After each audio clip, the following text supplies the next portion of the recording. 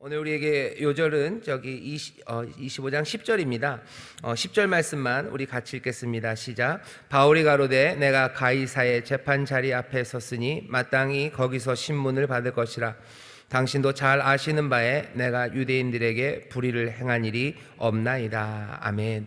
오늘 효화행복 교제를 보시죠. 거기 보면 제목이 하나님의 섭리라고 되어 있습니다. 오늘 우리가 25장 말씀을 쭉 읽어서 무슨 상황인지는 다 아시겠지만 그래도 다시 한번 우리 효화행복 교제를 읽어갈 겁니다. 읽어가면서 한 번 더 설명이 될 거고요. 여기 25장에서 하나님께서 이 여러 가지 어려운 상황에서도 또 사람들의 악한 일, 또 때로는 사람들의 열심과 성실함, 이 모든 것들을 사용하여 하나님의 뜻을 이루어가는 그 섭리에 대해서 오늘 교제가 설명합니다. 그러니 다시 한번 우리 교제를 읽을 거고요. 교제가 없으신 분들은 귀 기울여 들으시고, 또 교제가 있으신 분들은 자기 자신과 그리고 또 교제가 없는 분들을 위해서요, 또박또박 서로 말씀을 전하는 마음으로 효화행복 교제를 함께 읽도록 하겠습니다. 자, 함께 읽겠습니다. 우리의 인생은 우리가 주관하지 못한다. 우리 인생의 주인은 내가 아니라 하나님이시기 때문이다. 하나님은 하나님의 섭리에 따라 우리의 인생을 통치하신다. 벨릭스 총독은 민족을 구제할 재물을 가지고 왔다는 바울의 말을 듣고는 돈을 받을까 바라는 탐욕과 유대인들의 마음을 얻어 자신의 정치적 입지를 굳건히 하려는 야망으로 인해 바울을 2년 동안이나 자신의 곁에 구류하여 둔다. 이런 벨릭스 총독의 개인적 욕심으로 인해 로마에서 복음 전하기를 원하는 바울의 소망이 방해를 받게 된다. 그러나 하나님은 복음을 전할 바울의 걸음이 멈추도록 그대로 두실 수가 없었다.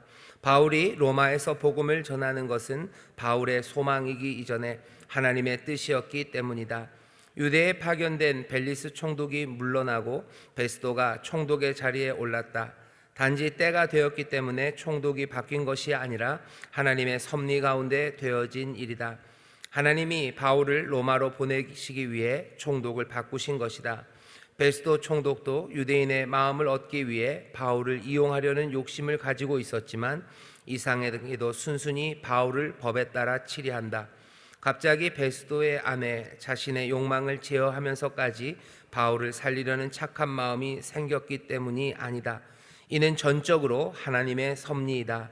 하나님께서 바울이 로마에서도 복음을 증거할 수 있도록 베스도 총독의 마음을 움직이신 것이다. 하나님은 세계의 역사를 주관하시고 모든 것을 하나님의 섭리 가운데 움직이고 계신다. 우리가 만나는 환경이나 겪는 상황들 또한 하나님의 섭리 가운데 있다. 심지어는 우리를 힘들게 하는 직장 상사까지도 하나님의 섭리 안에 있다. 지금은 이해되지 않지만 하나님의 섭리 가운데 모든 것이 있음을 믿고 불평하지 말자. 모든 것에 감사하자. 택하신 자녀들의 인생을 통치하시는 하나님께서 모든 것들이 합력하여 선이 되게 하신다. 아멘. 우리가 교제를 쭉 읽어서 오늘 말씀이 무슨 뜻인지 좀 아시겠지만 갑자기 사도행전 25장을 읽으신 분들은 한 번의 이야기가 어려우실 겁니다. 하지만 새벽마다 그리고 매일마다 사도행전을 쭉 읽어오신 분들은 오늘 25장에 있는 이 말씀이 무슨 뜻인지, 그리고 또 여기 교재에 있는 말이 어떤 의미인지 이해하는 데 어려움이 없으실 거예요. 그럼에도 불구하고 아시는 분들은 아시고 갑자기 난데없이 25장을 읽으신 분들도 있기에 제가 좀 잠깐만 설명을 드립니다. 하나님이 바울을 부르셔서요, 바울에게 뜨거운 마음을 주셨어요. 바울은 어디로 갈 거냐면 로마로 갈 겁니다. 로마에 가서 복음을 전할 거예요. 그 당시 모든 제국의 수도입니다. 제국의 수도 그 한 중심에 가서 그리스도를 전해야 된다는 열망이 여기 바울에게 있었습니다. 이건 그냥 바울의 열망만은 아니에요. 하나님께서 분명히 바울을 그 로마로 보내셔서 예수 그리스도의 그 생명의 말씀을 제국의 그 중심입니다. 제국의 중심에 폭탄처럼 떨어뜨려 놓으시려고 처음서부터 그러셨죠. 예루살렘과 유다와 사마리아와 땅 끝까지 이르러 내 증인이 되게 하겠다고. 복음이 점점 세계 끝까지, 어쩌면 로마까지, 또 로마를 넘어서 온 세상으로 퍼져가는 그 하나님의 선하신 뜻 가운데 바울을 사용하기로 작정하신 겁니다. 바울의 마음은 로마로 가고 싶어요. 하나님도 바울을 로마로 보내실 겁니다. 하지만 환경은, 그리고 주변의 상황은 여의치 않습니다. 예루살렘에 바울이 왔는데요, 거기서 바울을 죽이려는 사람들을 만나요. 예루살렘에서 로마까지가 얼마나 멉니까? 얼마나 먼 길을 가야 되는지 모릅니다. 지금 같으면 뭐 예루살렘에서 비행기 타고 로마에 내리면 되겠죠. 하지만 그때는 그렇게 갈 수가 없습니다. 가이사랴 아니면 항구에 가서 배를 타고 지중해를 지나야 되죠. 지중해를 지나는 그 일들, 아니면 뭐 육지로 간다면 더 먼 길을 돌아가야 하는데, 그 길이 멀고 그리고 또 험해서만이 문제가 아니라 바울을 죽이려는 사람들이 있었습니다. 죽이려는 사람들은 뭐 한둘이 아니에요. 꽤나 많은 사람들이 바울을 죽이려고 해요. 하지만 그 중에서도 23장에 보면 40명이 넘는 사람들이 아예 결심을 했어요. 예루살렘에서 우리가 바울을 죽이기 전에는 먹지도 않을 거다, 마시지도 않을 거다, 아예 금식하고 쫓아다니겠대요. 아예 뭐죠? 그게 얼마나 뜨거운 결심입니까? 죽이고야 말겠다는 사람들이 40명이 넘을 정도로, 죽이기 전에는 밥을 먹지도 않을 거다, 마시지도 않을 거다라고 그렇게 증오하는 마음으로 바울을 죽이려는 사람들이 예루살렘에만 있었던 건 아닐 겁니다. 가는 길 그 도처에 그렇게 바울을 증오하고 바울을 죽이고자 하는 계획, 온갖 덫들이 그 아시아의 전체에 깔려 있어요. 그런데도 불구하고 바울은 로마로, 또 하나님은 이 사람 바울을 로마로 보내시고 싶어 하십니다. 그런데 하나님이 도우시죠. 예루살렘에서 죽게 두시지 않으셔요. 23장에서 하나님이 또 백부장의 마음을 움직이시고 그 예루살렘을 지키던 군인들을 통해서 어디까지요? 이 당시 그 지역을 통치하던 로마의 본부가 가이사랴에 있습니다. 가이사랴까지 바울을 호송해서 데려가요. 얼마를 데려가냐면요, 470명의 군인을, 한 사람 죄수 호송하려고 400명이 넘는 군인을, 몇 명이 죽이려고 했어요? 40명이 넘는 사람이 죽이려고 해요. 하지만 하나님은 400명이 넘는 로마의 군인들을 동원해서 죄수 한 사람을 예루살렘에서 가이사랴까지 움직이게 하셔요. 하나님이 그런 하나님이셔요. 하나님께서 이루시는 일을 위해서, 하나님이 정말로 선하게 보시는 일을 위해서 이런 사람 저런 사람들의 모든 마음과 수고를 사용하십니다. 악이 있어요. 나쁜 것들이 있어요. 악한 사람들의 계획과 그리고 악한 사람들의 열심이 뜨겁습니다. 하지만 이것보다도 훨씬 더 뜨겁고 놀라운 것은 하나님의 뜻을 이루시려는 하나님의 은혜와 하나님의 능력과 하나님의 지혜예요. 하나님께서 바울을 또 보호하셔서 가이사랴까지 가셨는데, 문제는 그렇게 간단하지 않습니다. 악이 뜨거울 뿐만 아니라요, 악은 굉장히 끈질깁니다. 악이 어떻게 또 역사를 하냐면요, 그 당시 그 유대 땅을 다스리던 총독이 벨릭스였는데요, 벨릭스라는 총독이 굉장히 나빠요.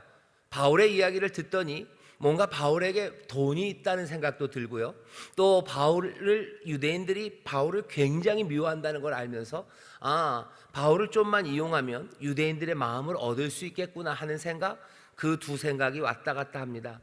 그런데 어쩔 줄을 몰라요. 그러니 바울에게서 돈을 뜯어낼 때까지 놔두자 하는 마음으로 바울을 감옥에다가 2년 동안을 그냥 둡니다. 그게 벨리스 총독이 한 일이에요. 악한 사람이 붙잡아 놨죠. 거기서 어떻게 로마로 갔었어야 되는데 로마로 가지 못하고 발이 묶입니다. 하지만 이 모든 것들이 하나님의 섭리와 은혜 가운데 일어나는 일입니다. 만약에 거기서 벨릭스가 바울의 말을 듣고 바울 너 진짜 죄가 없구나 하고 풀어줬다면 예루살렘에서 있었던 위험과 똑같습니다. 와서 바울을 죽이겠다고 작정했던 사람들이 가이사랴를 왜 안 옵니까? 가이사랴에 벌써들 와 있어요. 그러니 바울은 풀려나는 순간 생명의 위협 앞에 섰을 겁니다. 하지만 벨릭스의 그 악한 마음, 어쩌면 그 욕심 많은 마음을 하나님이 또 사용하셔서 이 사람 바울을 2년 동안을 그 가이사랴에서 지켜주셔요. 그리고는 총독이 바뀝니다. 그게 오늘 본문 시작되는 25장이에요. 베스도라는 어쩌면 훨씬 더 훌륭한 총독이 여기 가이사랴로 유대의 총독으로 오게 됩니다. 그리고 25장 말씀은 어디까지요? 이 총독이요 아주 성실하게 일을 해요.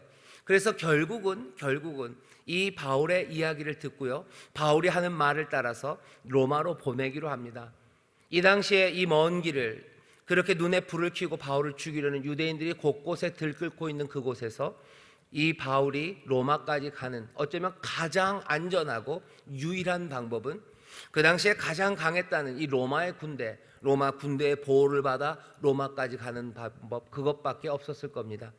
배로 가는 길도 위험해요. 아니 육지로 가는 길은 더 위험해요. 곳곳에 있는 유대인들은 이미 이제는 바울을 그냥 둬서는 안 된다는 생각이 온 땅에 가득했기 때문이에요.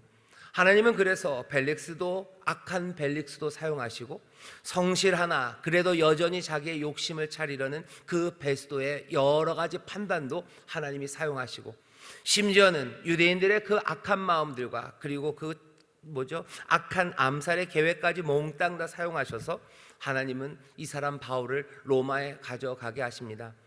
오늘 이 말씀을 읽으면서요, 우리 여기 있는 모든 성도 여러분들과 특별히 우리 중고등 학생들 기억하셔야 돼요. 우리가 우리의 인생을 마음대로 하지 못합니다. 우리의 생각대로 안 돼요. 하지만 또 하나 기억해야 될 것은 악한 사람들의 생각대로 되는 것도 아닙니다. 세상은 어떻게 움직여가요? 하나님의 뜻이 이루어져 갑니다. 그렇게 되지 않는 것 같아요. 하나님의 선하신 뜻이 이루어지지 않는 것 같아요. 그리고 또 세상은 악한 사람들의 판이 되는 것 같고 몽땅 다 그들의 생각대로 될 것 같아서 우리가 절망하기도 하고 두려워하기도 하고 염려하기도 하고, 아니면 아예 그들의 편이 되어서 나도 그곳에서 뭔가 콩고물이라도 얻어먹고 악한 사람들 따라가면서, 아니면 어리석은 사람들과 함께 포기하든지 악에 함께하든지, 아니면 두려움과 염려 가운데 어쩔 줄 모르든지 그렇게 살아가는 사람들이 있어요. 하지만 아닙니다. 우리 뜻대로도 아니에요. 그리고 악한 사람들의 뜻대로도 아니에요. 하나님께서 그 놀라우신 은혜와 지혜, 그 능력으로 모든 역사를 주관하셔요.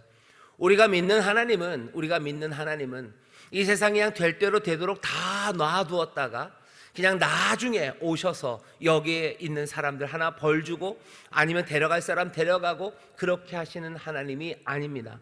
하나님은 이 땅에 있는 이 역사를 주관하고 계셔요.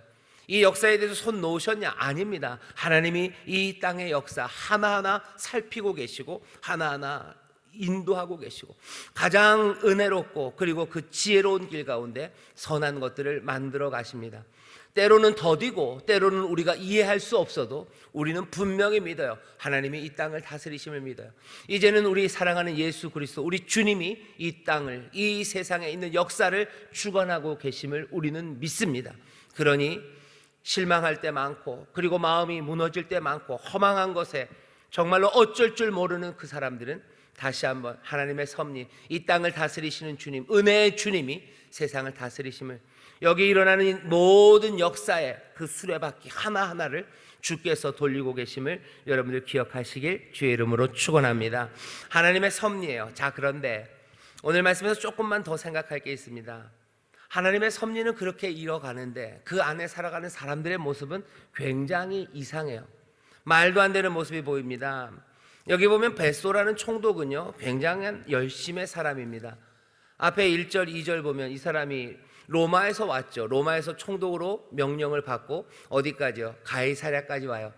그러니 로마에서 팔레스타인까지가 얼마나 멉니까? 지금도 뭐 비행기 타도 몇 시간이 걸릴 텐데 배로 왔을 거예요. 배로 온다면 적어도 한 보름, 열흘 보름을 바다길을 건너서 여기까지 와야 돼요. 근데 오늘 본문을 보면 베스도가 도임한 지 3일 후에 가이사랴에서 예루살렘으로 올라가니, 가이사랴는 그 바닷가에 있습니다. 그리고 예루살렘은 내륙에 있죠. 뭐 100km, 한 150km 되려나요? 한 그 정도 먼 곳이에요. 이 사람은 로마에서부터 뭐 열흘이 넘도록 배를 타고 와서요, 3일 후에 바로 어디로 가요? 예루살렘으로 갑니다. 유대 땅의 총독이 있는 곳은 가이사랴예요. 하지만 유대 땅에서 가장 중요한 곳은 예루살렘입니다.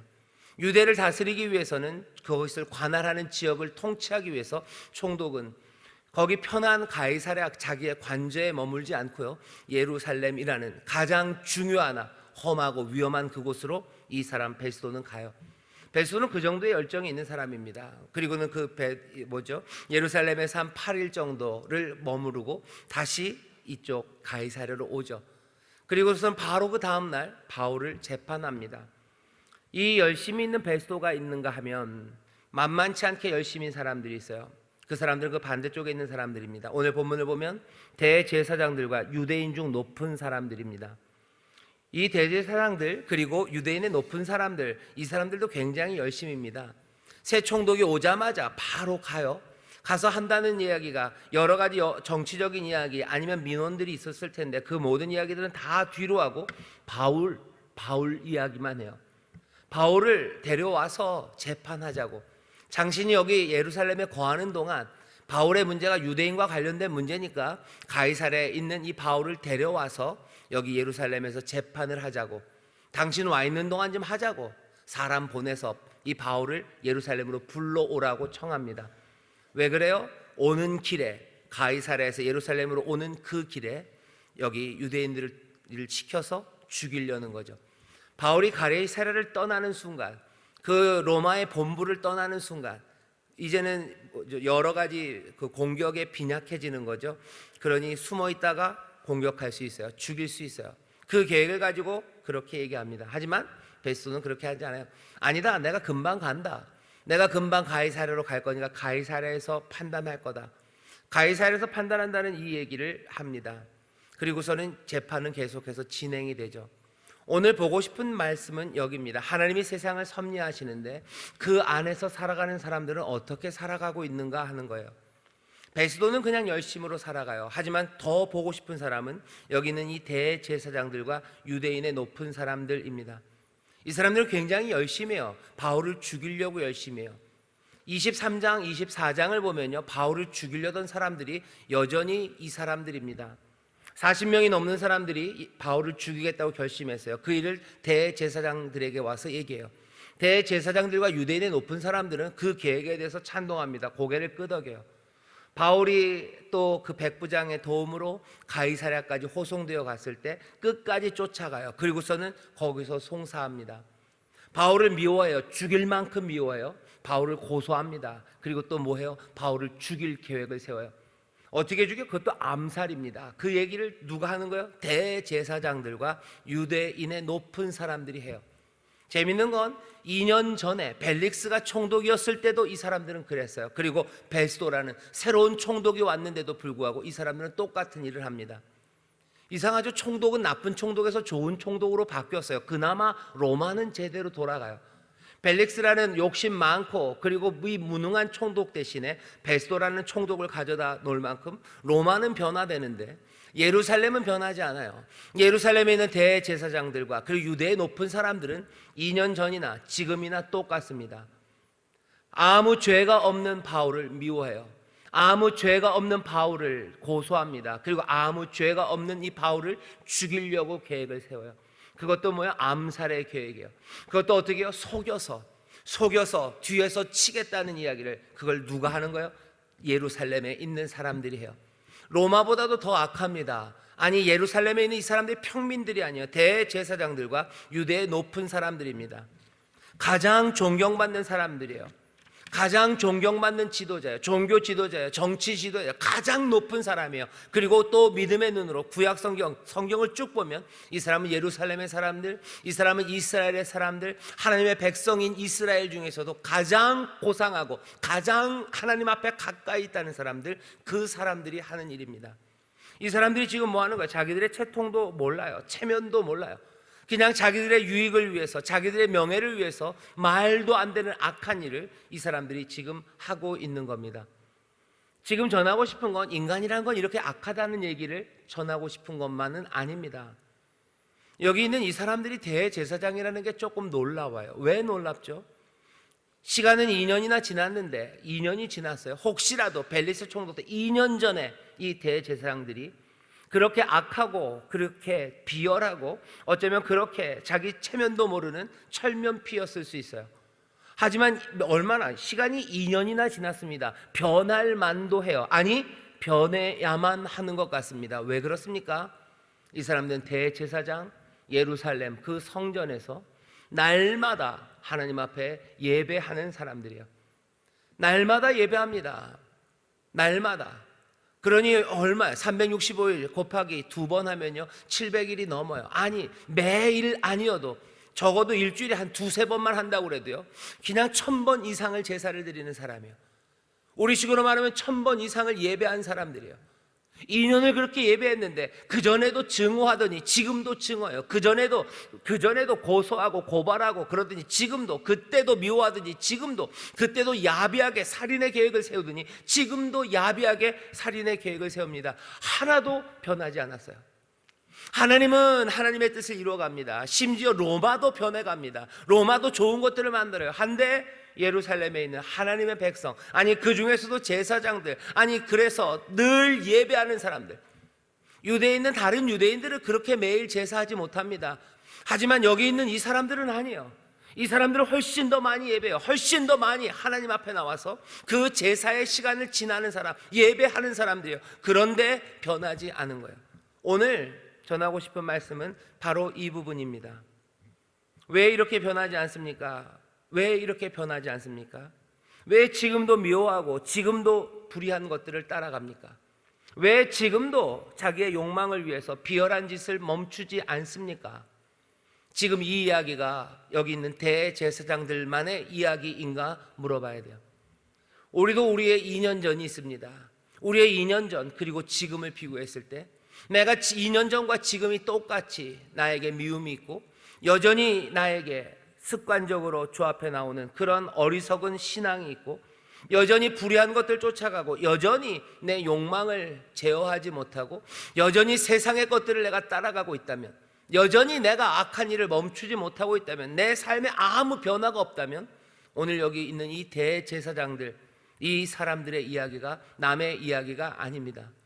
우리도 2년간 예배를 드려요. 그죠? 저 같은 경우엔 더 많이, 아니 또 여기 새벽마다 아니면 저녁마다 아니면 매 주일마다 주 앞에 나와서 예배하는 사람들이에요. 오늘 이 온세토에 나온 우리 중고등부 학생들은 얼마나 신앙이 좋습니까? 여기 이 새벽에 나와 코로나라고 또 함께 모이기 어렵다고 하는데도 불구하고 마스크를 쓰면서 이 새벽을 열고 나오신 여러분들은 얼마나 예배를 사모하고 예배 앞에 많이 나옵니까? 물어봐야 되는 질문이요. 2년 전과 내가 지금 변해 있는가 하는 거죠. 왜 변하지 않습니까? 변하지 않는 이유는 우리의 예배가 또 이 대제사장들의 그 제사가 하나님과 무관한 제사였기 때문이에요. 그러니 영적으로 유익이 아무것도 없어요. 변하지 않아요. 그냥 왔다 갔다 해요. 그러니 아무것도 변하지 않죠. 우리가 온전하게 제사 드리고 온전히 예배한다면 삶은 변할 수밖에 없습니다. 삶은 변할 수밖에 없어요. 온전하게 예배 드리기 위해서 어떻게 해야 됩니까? 라고 물어봐야 돼요. 우리는 어떻게 해야 됩니까? 온전한 예배는 어떤 겁니까? 온전한 예배에 대해서 가르치는 것은 구약성경에서는 레위기입니다. 어떻게 제사 드려야 되는지 가르쳐요. 레위기 1장 처음 시작에 보면 여호와께서 회막에서 모세에게 임하시죠. 그리고 모세에게 가르칩니다. 그냥 맞바로예요. 바로 그냥 시작합니다.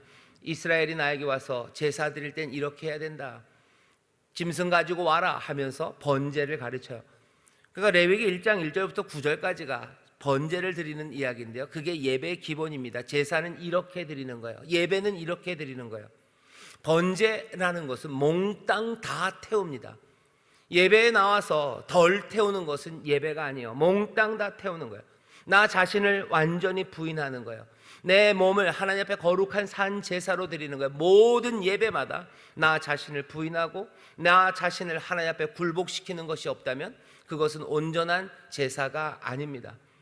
2년 동안에 그냥 왔다 갔다 하는 것으로는 변하지 않아요. 하지만 2년이 되었건 몇 번이 되었건 간에 하나님 앞에 나와서 온전히 나 자신을 몽땅 다 드리는 사람들, 그 사람들은 하나님 안에서 변화되어 갈 수밖에 없어요. 주 안에서 새로운 삶을 살아갈 수밖에 없습니다. 그러니 우리가 이 제사를 돌아봐야 돼요. 어떻게 내가 다 드리겠습니까? 번제는 다 드리는 건데요. 다 드리는 건 아마 이렇게 시작될 겁니다. 주 앞에 나오는 제물들, 그것들은 흠 없는 것들을 가져와야 돼요. 흠 없는 제물을 다 태우는 거예요. 흠 없다는 얘기는 살핀다는 얘기죠. 흠이 있는지 없는지 살펴야 됩니다. 나 자신을 살피는 거예요. 나 자신을 살핀다는 것은 어쩔 수 없는 준비의 시간을 가질 수밖에 없죠. 주님 앞에 나오면서 나 자신을 살피고 준비하며 나오는 사람들, 그것이 어쩌면 하나님 앞에 온전히 제사하고 예배하는 내 삶의 변화를 만들어내는 예배의 시작입니다.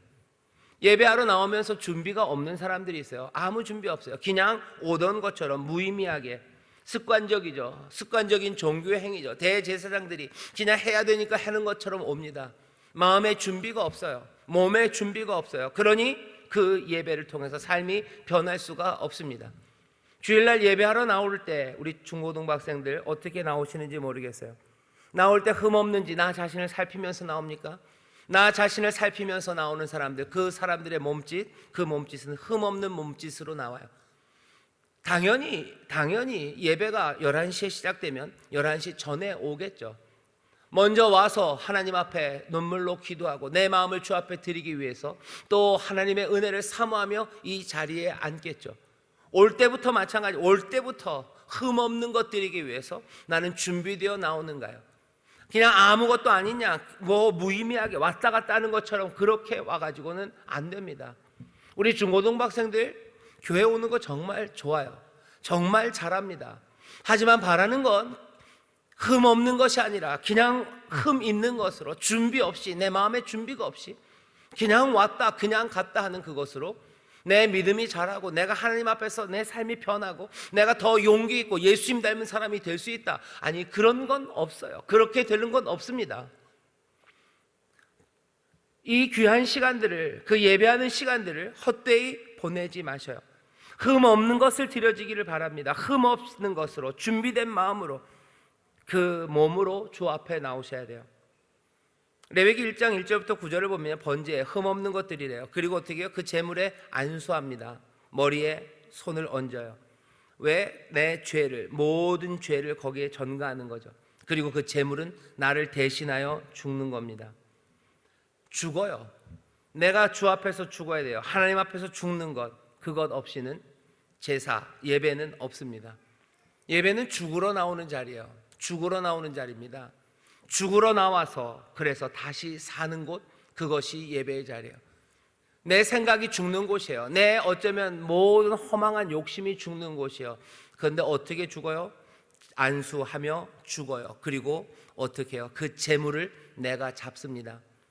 번제 드리는 걸 잘 보면요, 제사장의 칼을 들고 어떻게 하는 것 같죠? 아니에요. 자기가 제사하러 나온 사람이 그 제물에 손을 얹고 기도해요. 그리고는 자기가 그 제물을 죽입니다. 제물의 목을 자르는 거예요. 그건 뭘로 해요? 자기가 해요. 뿐만 아니에요. 제물의 가죽을 벗기는 것도 누가 해요? 자기가 해요. 제물의 각을 뜨는 것도 누가 해요? 자기가 해요.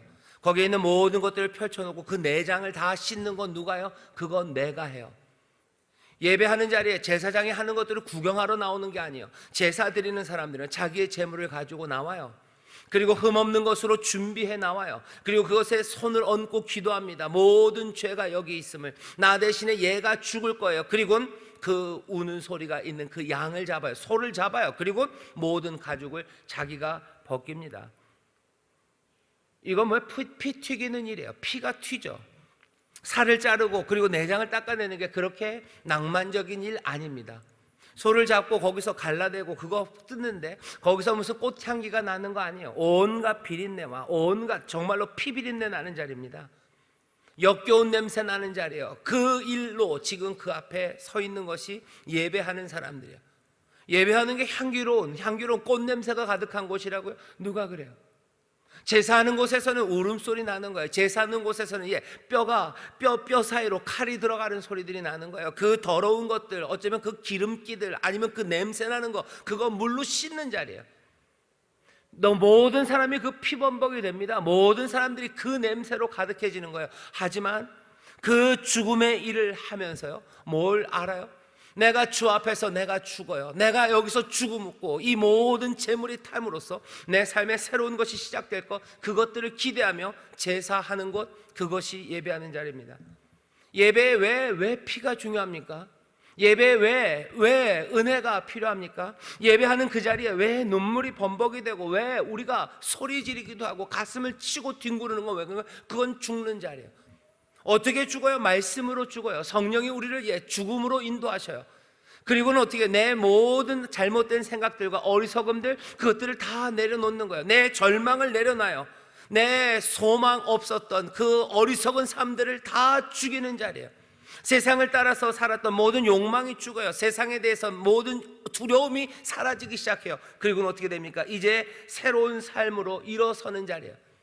예배하는 곳은 그렇습니다. 날마다 예배할 때마다 죽는 사람들, 그리고 예배할 때마다 다시 살아나는 사람들, 그 사람들이 온전히 하나님 앞에 자기의 몸을 거룩한 산 제사로 드리는 사람들이고, 마음의 변화를 받아서 하나님의 선하신 뜻, 그것들을 분별하며 세상을 살아가는 사람들이에요. 오늘 이 예배의 자리는요, 우리의 생각을 바꾸셔요. 나를 죽이셔요. 내가 예배에 대해서 가졌던 나의 태도를 바꾸셔요. 그 태도가, 그 변화의 태도가 나를 새 삶을 살아갈 수 있도록 새 용기를 얻게 합니다. 말씀 가운데 새 용기가 나요. 그러니 뭐요? 걷지 않았던 길을 걸어가게 하고요, 하지 않았던 일들을 하게 하고 또 했던 일들을 멈추게 합니다. 그러니 예배는 우리의 삶을 바꿀 수밖에 없어요. 예배는 내 생각을 바꿔요. 예배는 내 마음의 감정을 바꿔요. 그리고 예배는 내 삶의 행동을 바꿉니다. 그럴 수밖에 없어요. 소를 한번 잡은 사람이, 하나님의 은혜 앞에 소를 잡은 사람이, 그 귀하신 은혜 앞에 눈물로 소를 잡은 사람이 그냥 똑같이 그 자리를 떠날 수는 없어요. 피 묻은 옷으로 떠나는 거예요. 그 어쩌면 역겨운 냄새가 묻어있는 그 옷을 입고 떠납니다. 하지만 그 옷을 입고 떠나는 그 사람은 하나님이 주시는 기쁨과 하나님이 주시는 감격, 그것으로 그 자리를 떠나기 시작하는 거죠. 예수 그리스도로 옷 입는다고 얘기해요. 그 피로 우리를 씻는다고 그래요. 여러분, 피로 씻는 게 그게 뭐가 그렇게 좋습니까? 향수로 씻는 게 아니에요. 피로 우리를 씻어요. 피 범벅이 되는 자리예요. 그 자리가 예배의 자리입니다. 그 가운데 새 소망이 있는 거죠. 내가 죽는 자리죠. 내 절망이 죽고요, 내 못남이 죽고요, 내 욕망이 죽고요, 내 염려가 죽는 자리예요. 왜? 하나님께서 우리를 사랑하심으로 이제는 내 모든 연약함과 못난 것은 다 여기 이 재물이 감당했고 나는 이제 새롭게 시작할 수 있고 은혜 안에 새 길을 걸어갈 수 있음을, 하나님의 귀하신 사랑이 우리와 함께 하심을 그 예배의 자리에 확인하는 거예요. 그러니 두려움 대신에 용기가, 새로운 믿음이, 새 소망이, 새롭게 하나님을 사랑하고 그 말씀대로 걸어가려는 뜨거운 사랑이 우리 가운데 생겨나는 겁니다. 예배하는 자는 그래도 오늘 이 시간도 마찬가지요. 오늘 이 시간 내 안에 있는 잘못된 것들은 하나라도 죽어가요. 그리고 나는 오늘 이 예배가 끝나고 나면 새로운 결단과 새 생명을 안고 이 전을 떠나갑니다. 우리는 매 예배 때마다 죽어요. 그리고 다시 살아나요. 그러니 눈물이, 그러니 찬송이 있는 곳이 예배의 자리입니다. 그렇게 우리의 삶은 변화되어 가는 거죠. 한 예배 한 예배가 쌓여가고 그것이 2년이 아니면 1년이, 그리고 그것이 10년이 지났을 때 사람들이 그 자리에 그대로 있을 수는 없습니다. 하나님 앞에 예배하는 사람들이 세상을 그렇게 살 수는 없어요. 우리 사랑하는 청소년들, 중고등학생들, 여기 대학 청년들, 모든 교역자들, 모든 성도님들, 우리 인천 순복음교회 드려지는 예배 하나하나의 그 시간이 모두가 다 주 안에서 죽고 그리고 주 안에서 살아나는 시간들이 되기를, 이건 말씀으로 된다고 그랬는데 이 말씀이 제가 전하는 요 말만 있는 것은 아니에요. 이 말을 통해서 하나님의 영이 우리 가운데 주시는 말씀들이에요. 우리의 찬양의 고백 가운데 우리에게 또 성령께서 말씀하시는 그 말씀이에요. 아니 어쩌면 서로서로를 격려하며 주고받는 그 말 가운데 성령의 기름 부으심으로 우리 가운데 우리의 영혼에 심어 놓으시는 그 말씀들이에요. 우리가 떡과 잔을 성찬의 예배에서 함께 나눕니다. 떡이, 그 말씀이 우리의 삶에 들어온다고 얘기해요. 그건 뭐예요? 우리를 죽이는 말씀이에요. 예전에 나를 죽이는 거예요. 그리고 새 소망으로 일으키는 그 말씀입니다. 여러분들 소를 잡는 마음으로 오셔요. 그 껍질을 벗기고 그 각을 뜨고 그리고 그 모든 내장을 씻는 자리, 그 자리로 나오셨음을 여러분들이 기억하셔야 됩니다.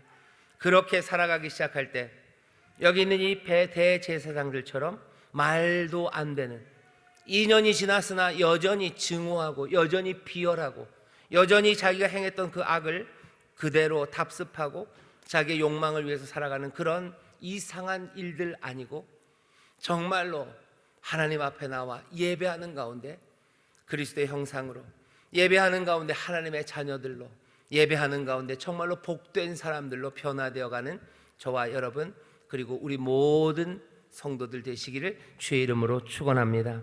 이렇게 살아갈 때 하나님의 은혜가 그리고 신앙이 뭔지 우리가 증거할 수 있어요.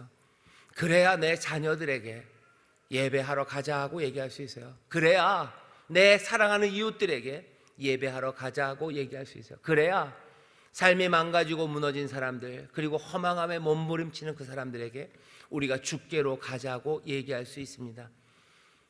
예배, 다시 한번 이 모든 예배의 시간이 우리 인천 순복음교회가 함께 드리는 시간이 정말로 구경꾼으로 오는 것이 아니고 내가 하나님 앞에 드리는 예배임을, 내가 죽는 자리임을, 내가 그래서 새롭게 살아나는 자리임을 여러분들 기대하시고 또 감사하시고 또 감격하시며 함께 예배하는 그런 귀한 교회 되기를 주의 이름으로 축원합니다.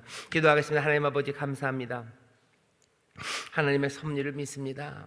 하나님께서 세상을 주관하십니다. 아버지 하나님의 섭리를 믿으며 선한 길을 걸어가는 사람들, 아버지 그냥은 되지 않습니다. 하나님을 예배하며 정말로 새 믿음과 또 새로운 소망과 그 사랑으로 일어서기를 원하오니 아버지 하나님, 우리 인천순복음께서 함께 드리는 모든 예배의 시간이 정말로 아버지 흠없는 것을 드리는 시간, 모든 것을 다 태워드리는 시간, 주 앞에서 죽고 모두가 다 함께 살아나는 아버지 하나님 귀한 변화의 시간이 되게 하여 주옵소서.